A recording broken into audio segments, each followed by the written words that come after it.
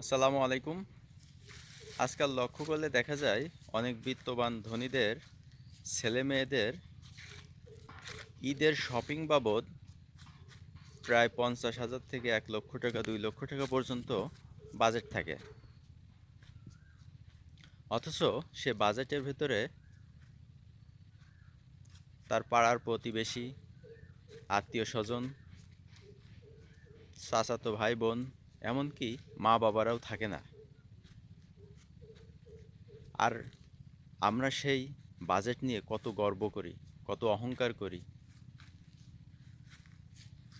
যে আমরা এই ঈদে এই কিনবো, এত টাকা বাজেট, এই করব ওই করব।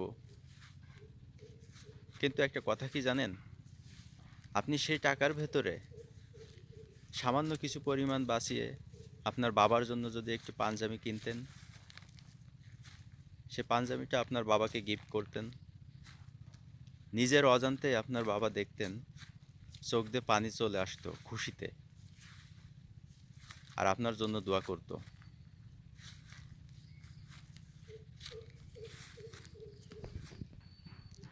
ঈদ আমাদেরকে কি শিক্ষা দেয়?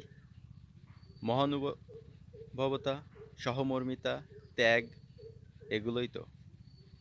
তো আমাদেরকে ত্যাগী হতে হবে, ইসলামী শিক্ষায় শিক্ষিত হতে হবে।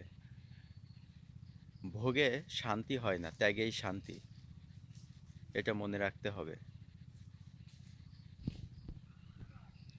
আর এখনকার ছেলেমেয়েরা এমনভাবে ঈদ উদযাপন করে যেন ঘরমুখো হয়ে গেছে, বখাটেমো হয়ে গিয়েছে, মা বাবার অবাধ্য সন্তানের মতো হয়ে গেছে।